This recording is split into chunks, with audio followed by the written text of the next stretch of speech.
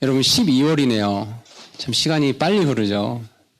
이렇게 이제 연말이 되면은 한 해를 마무리를 하고 평가를 하는 시간을 갖게 되죠. 이제 직장인들은 인사고과가 기다리고 있어요. 11월이 참 가슴 떨리는 시간이거든요. A를 맞을까, B를 맞을까, C를 맞을까. 여러분도 꼭 학기 말이 되면은 이제 전체 성적이 또 나오게 되잖아요. 가슴 떨리는 시간들을 좀 겪고 있죠. 특히 이제 우리 고3 친구들은 과연 내 인생이 어느 대학에서 시작될 수 있을 것인가, 뭐 이런 고민들이 있을 거예요. 여러분, 우리 인생도 하나님 앞에서 반드시 평가받는 날이 있습니까? 없습니까? 반드시 있죠. 예. 근데 그 평가의 자리에서 어떤 평가를 받고 싶으세요? 히브리서 9장 27절에 가보시면은 한 번 죽는 것은 사람들에게 정해진 것이요 이것 뒤에는 심판이 있나니 이런 말씀이 있어요. 여러분, 심판이란 단어, judgment 이 단어를 영영사전을 찾아가 보니까 말의 의미로는 이렇게 되어 있대요. A decision or opinion about someone or something. 그러니까 어떤 사람과 어떤 일에 대한 결정이래요. 그 사람에 대한 어떤 의견이래요. 근데 그게 뭐냐면 that you form after thinking carefully. 뭔가 신중하게 심사숙고하고 다 모든 것을 고려한 이후에 여러분의 마음속에 form, 형성된 그런 결정, 어떤 의견. 이게 심판이라고 해요. 하나님께서도 저와 여러분의 인생을 아주 면밀하게 살펴보실 거예요. Thinking carefully. 아주 주의 깊게 살펴보실 거예요. 여러분의 전 인생을, 저와 여러분의 전 인생을. 그리고 이 형제는, 이 자매는 이러이러한 사람이다라고 반드시 평가를 내릴 때가 있다라는 거예요. 이스라엘 왕들에 대해서 우리가 지금 공부를 하고 있죠. 지난 시간에 르호보암 왕에 대해서 공부를 했어요. 오늘은 이제 아사 왕에 대해서 공부를 할 건데, 아사 왕은 남유다의 세 번째 왕이에요. 그럼 두 번째 왕은 누구였냐면 1절에 나오는 아비야라는 사람인데, 이 사람은 3년 동안만 잠깐 하다가 사라져 버렸어요. 평가가 별로 없어요. 자, 그런데 아사 왕에 대해서 하나님께서 어떤 평가를 내리시냐면요, 열왕기상 15장 11절에는 아사가 주 자기 다윗이 행한 것 같이 주의 눈에 올바른 것을 행했다라고 평가를 해주세요. 또 14절에는요, 열왕기상 15장 14절에 아사의 마음이 평생토록 주께 대해 완전하였다라고 평가를 해주세요. 그리고 오늘 본문에서도 여러분 2절에 뭐라 되어 있습니까? 아사가 주 자기 하나님께서 보시기에 선한 것과 옳은 것을 행하였다. 자기 눈에 보이기에, 사람의 눈에 보기에 나는 이게 옳은 것이야 라고 행한 게 아니라 하나님의 눈에 보시기에 선하고 옳은 것을 행하였다라고 평가를 내려주셨다는 거예요. 저와 여러분 모두 이런 평가를 받는 인생을 살기를 원하죠. 맞아요?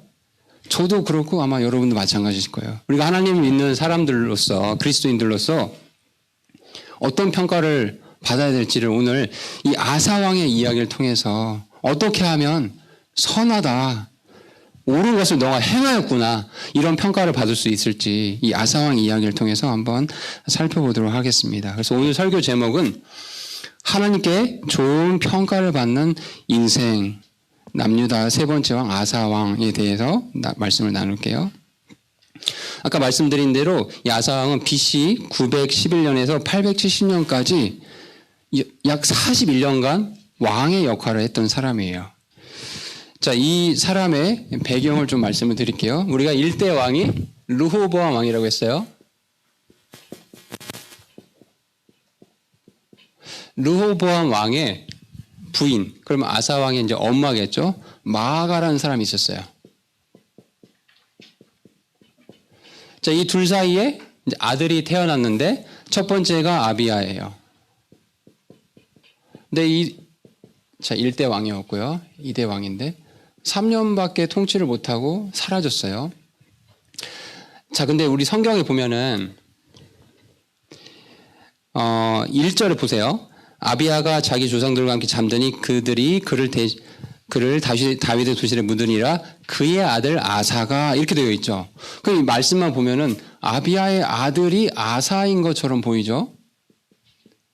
그런데 또 다른 성경 가보면 이 둘이 형제인 것으로 또 나오기도 해요. 어쨌든 이거는 좀 신학적인 문제이기 때문에 자세히 다루진 않을게요. 그래서 아사 왕의 어머니가 마아가, 아버지가 르호보암이라고 보셔도 된다. 근데 문맥적으로 보면 아사 왕의 어머니가 마아가라고 보셔야 이 이제 문맥을 잘 이해를 할 수 있습니다. 자, 자기 형제라고 볼게요. 자기 형이 3년 만에 왕의 역할을 하다가 죽게 됐어요. 그럼 당연히 동생이기 때문에 어린 나이가 됐겠죠. 어린 나이에 왕이 되긴 했지만 사실은 어떤 실질적인 일을 할 수가 없기 때문에 어머니가 대신 너 이렇게 해야 된다, 저렇게 해야 된다라고 이제 코칭을 하는 그런 시기가 있었어요. 그런데 이 어머니 마아가는 어떤 사람이냐면요. 우상숭배에 아주 심혈을 기울이고 모든 인생이 우상숭배로 점철된 사람이었어요. 그러니까 그런 어머니가 아들 이스라엘 왕, 남유다의 왕이 이렇게 하는데 좋은 조언을 할 수가 없었겠죠. 그래서 이 아사 왕은 우리 국가가, 이스라엘 국가가 원래 우상숭배 국가가 아닌데 이렇게 우상숭배로 점철된 이 어머니 밑에서 내가 왕노릇을 한다는 게 말이 안 된다. 그래서 종교개혁을 단행을 해요. 자, 그런 내용들이요. 지금 3절, 4절, 5절에 나와 있는 거예요. 그가 아사 왕이죠. 이방 신들의 제단들과 산당들을 제거하고 형상들을 부수며 작은 숲들을 베어내고 또 4절에 가보니까 유다에게 명령하여 주 그들의 조상들의 하나님을 구하게 하면 율법과 명령들을 행하게 하였다. 이런 것들을 행하게 돼요. 그런데 이제 우리 다 보진 못했지만 아사 왕이 자기 어머니가 도와주고 이렇게 하고 있는데 어떻게까지 하냐면 어머니를 폐위시켜 버려요. 더 이상 왕비 역할을 하지 마십시오. 그럼 사실은 자기를 낳아준 어머니를 그렇게 한다는 건 쉽지 않은 결정이죠. 그러나 왕으로서 그리고 국가의 미래를 봤을 때 우상숭배하는 어머니를 그대로 놔뒀다가는 이 국가가 제대로 발전할 수가 없다라고 판단을 내리고 용기 있게 결단을 내려서 행하게 돼요. 하나님 바로 그 점을 너 내가 보기에 선하고 옳은 것을 행하였구나라고 평가를 해주신다라는 거예요. 그래서 이 아사왕 때에 비로소 르호보암 아비야 왕 때까지만 해서 이렇게 저물어 갔던 이 남유다가 아사왕을 통해서 다시 견고해지는 그런 축복을 받게 됩니다. 자, 그러면 이제 오늘 본문이 하나님께 좋은 평가를 받는 인생은 어떤 인생을 살아야 되냐라고 말씀을 이제 드린다고 했잖아요. 첫 번째, 여기 3절, 4절, 5절 이렇게 쭉 나오는 내용들을 잘 보시면은 내적인 변화가 먼저 있어야 돼요. 그게 하나님께 좋은 평가를 받는 인생의 첫 번째 우리가 꼭 가져야 할 자세예요. 내부의 변화, 즉 우상들을 제거하고 하나님을 구하는 사람이 되어야 된다. 뭐라고요? 우상들을 제거하고 하나님을 구하는 사람이 하나님께 좋은 평가를 받는 사람이라는 거예요. 여기 우리 본문에는 이방 신들의 제단을 또 산당들을 제거하고 형상들을 부수며 작은 숲들을 베어냈다 이렇게 되어 있는데 다른 구절 열왕기상 15장에 가보면 남색하는 자들을 쫓아냈대요. 동성애자들을 그 땅에서 내보냈다고 해요. 우상들을 없애고 또 우상 숭배하는 자기 어머니까지 폐위를 시키고 우상들을 불태우고 이런 것들을 했다라는 거예요. 여러분 영적인 삶에 우리 믿음 생활에 방해되는 그런 혹시 인간관계가 있을까요? 그러면 남색하는 자들을 그 땅에서 내보내듯이 그런 관계는 여러분이 버려야 된다라는 거예요.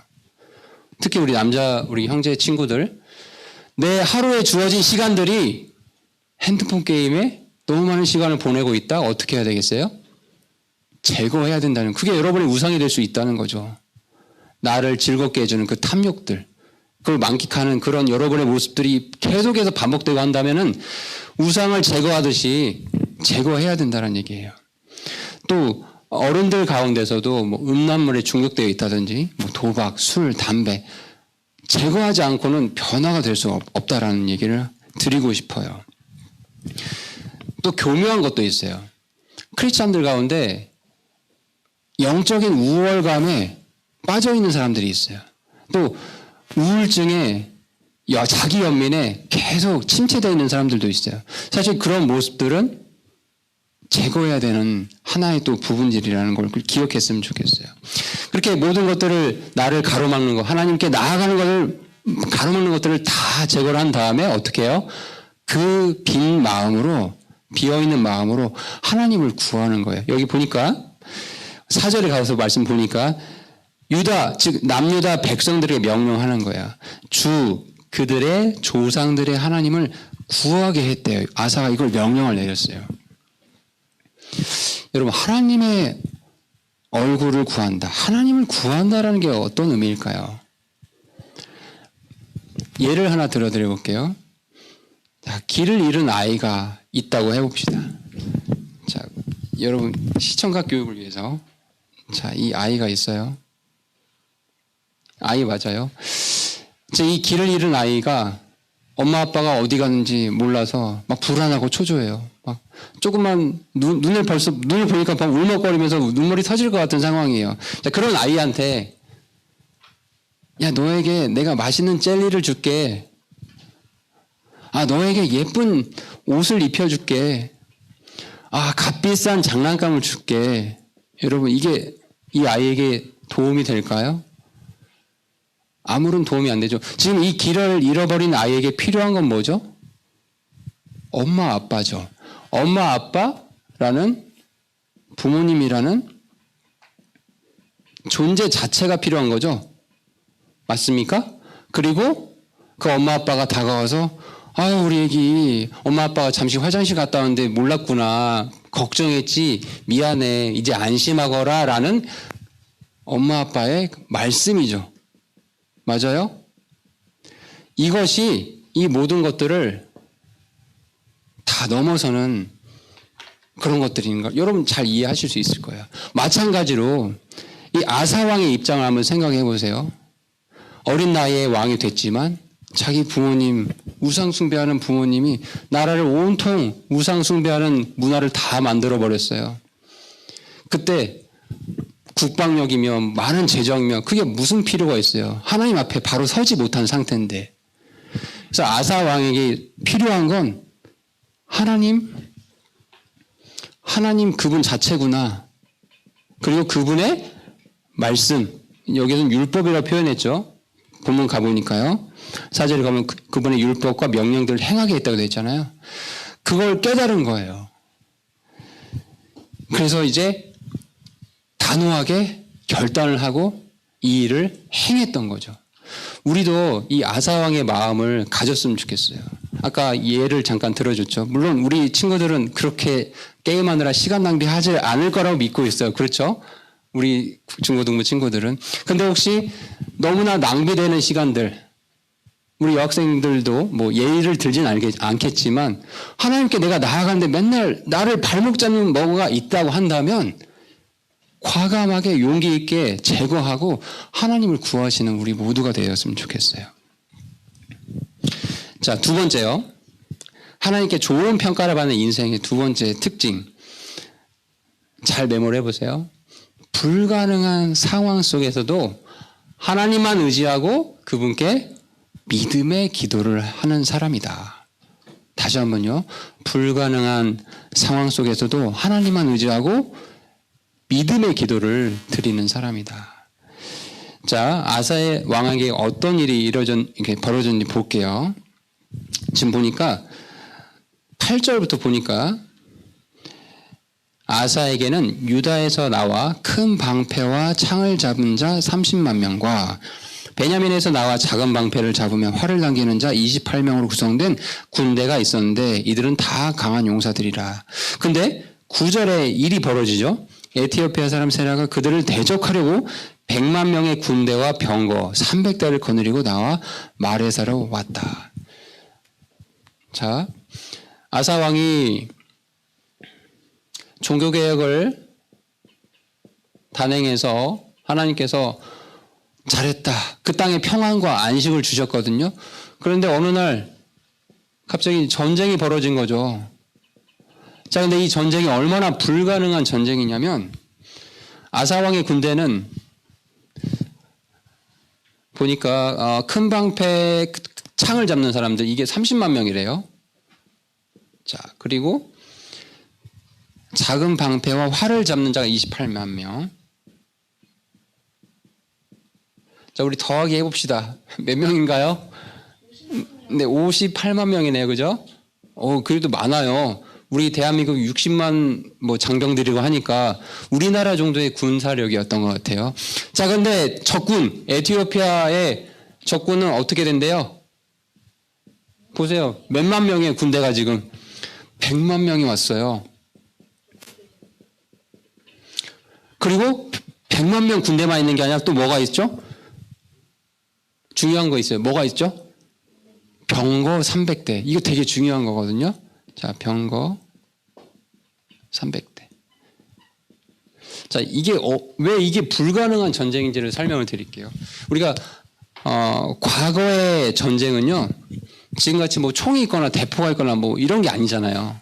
다 이 칼과 방패, 화살 이런 걸로 싸우는 백병전이었어요. hand to hand combat. 그러니까 누가 뭐 뛰어난 무술하는 사람이 있어서 그 전쟁을 이기는 게 아니라 머리수가 많으면 이긴다는 거예요. 상대방 가서 칼과 화살밖에 없으니까 누가 많이 그 상대방 진영을 이렇게 없애고 뭐 상처 입히고 죽이냐, 그거에 따라서 전쟁의 승패가 갈라진다라는 거죠. 자, 그런데 결국 이제 조직력이 중요한 전쟁이었는데 이 조직력을 깨부수는 첨단 무기가 있었어요. 그 시기에. 바로 그게 병거예요, 병거. 병거는 앞에 이제 말이 달리고 뒤에 이렇게 쇠로 된 어떤 그런 튼튼한 장치들이 있는 거잖아요.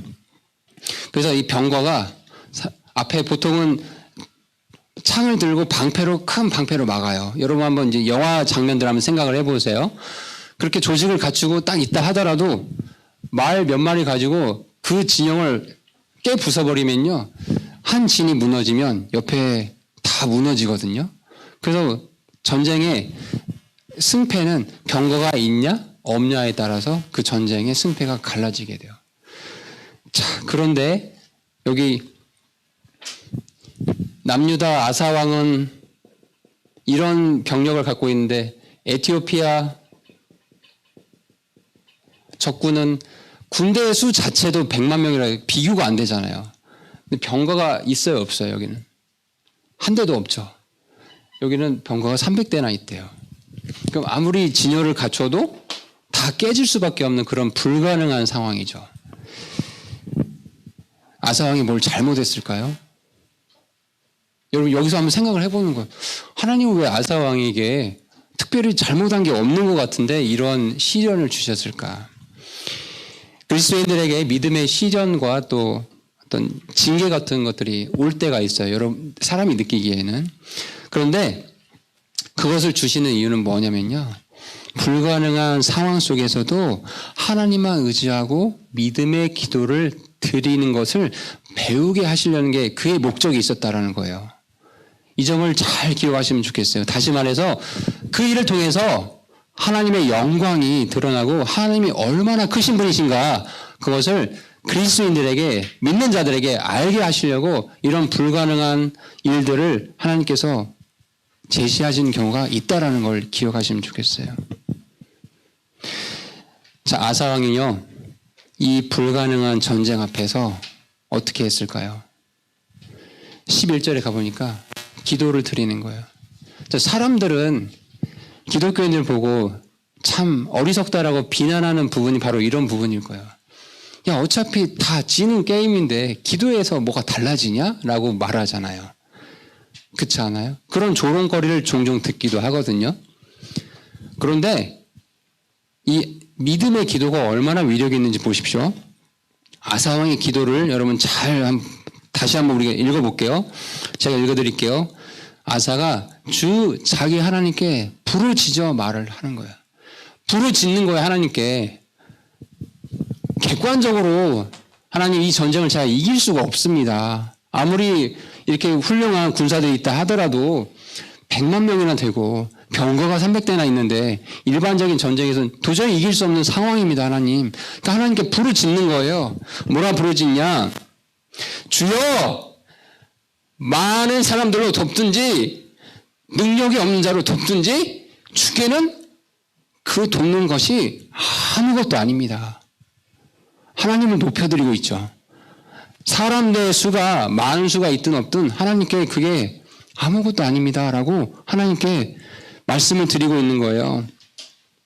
오 주여, 우리 하나님이여 우리를 도우소서, 우리가 주를 의지합니다 라고 믿음의 고백을 드리고 있어요. 여러분, 이런 믿음의 고백이 나와야 돼요. 불가능한 상황에서는 사람의 도움이 아무런 의미가 없어요. 하나님께 믿음의 기도를 드리는 게 매우 중요하다는 거예요.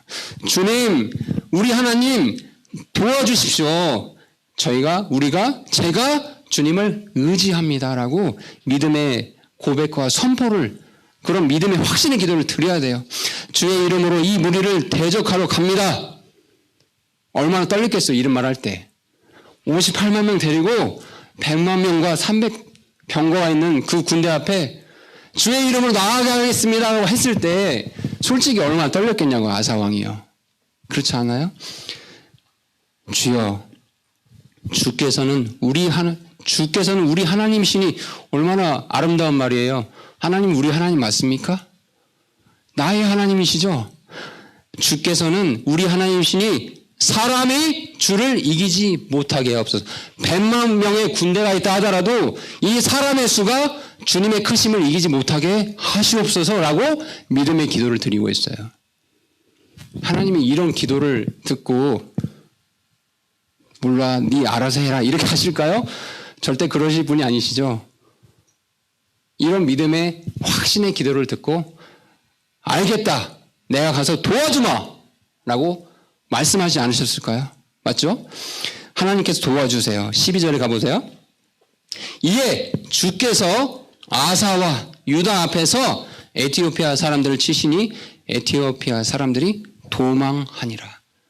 여러분, 100만 명 군대가 있고 병거가 300대가 있어서 도저히 싸울 수 없는 그런 지경인데 자기들이 이렇게 군대가 많아도 하나님 앞에 아무것도 아닌 것처럼 도망가고 있는 모습을 우리는 보게 돼요. 여러분, 혹시 이렇게 믿음의 시련, 또 말 못할 어려움 때문에 고민하고 있는 경우가 있습니까? 불가능한 상황 때문에 숨이 막히고 막 생각만 해도 너무 괴롭고 이런 일들을 혹시 겪고 있진 않아요? 어떻게 해야 되겠어요?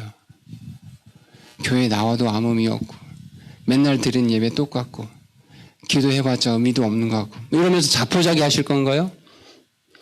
아사 왕의 모습을 저와 여러분 모습으로 만드시면 좋겠어요. 아사 왕의 하나님이 저와 여러분의 오늘날 동일한 하나님이시라는 거예요. 믿음의 기도가 이렇게 위력이 있다라는 거예요. 확신을 가지고 주 우리 하나님은 나의 하나님이십니다. 사람의 수가 이기지 못하게 하십시오. 이기지 못하게 해주십시오. 하나님, 저는 하나님 믿는 자녀이고 근데 믿지 않는 이 불신자 친구들 너무나 잘 되는 것 같아요. 대학도 잘 붙는 것 같고 뭐 성적도 좋은 것 같고 잘 나가는 것 같아요. 그렇지만 하나님, 거기에 제 믿음이 낙담되거나 좌절하지 않겠습니다. 주님 저에게 주신 길을 믿음으로 가겠습니다라고 이런 믿음의 기도를 드리셨으면 좋겠어요. 시편 20편 7절에 어떤 자들은 병거를 신뢰하며 어떤 자들은 말을 신뢰한대요. 전쟁에서 병거와 말이 되게 중요하거든요. 객관적으로 병거 한 대만 있어도 이길 수 있는 싸움이 확률적으로 그렇거든요. 그러나 우리는 주 우리 하나님의 이름을 기억하리로다라는 말씀을 기억하시면 좋겠습니다. 오늘 하나님께 좋은 평가를 받는 인생에 대해서 말씀을 드렸어요. 첫 번째는 뭐가 필요하다고 하세요? 내적인 변화가 반드시 있어야 된다고 했죠. 우리 안에 하나님 앞에 나아가는 걸 가로막는 우상들 다 제거해야 된다. 그리고 하나님만 구해야 된다. 하나님의 얼굴 그 자체, 하나님의 말씀 그 자체를 구하는 우리가 되어야 된다. 그리고 그렇게 하다가 불가능한 상황들이 우리에게 펼쳐질 때가 있어요. 그건 하나님의 징계가 아니라 그 상황 속에서도 하나님만 너 의지하냐? 이런 상황에서도 믿음으로 너 나아가는 걸 너 보여줄 수 있겠니? 라고 하나님의 음성으로 그걸 받아들이시라는 거예요. 믿음의 확신의 기도를 드리는 우리 모두가 되었으면 좋겠습니다. 자, 기도하고 마치겠습니다.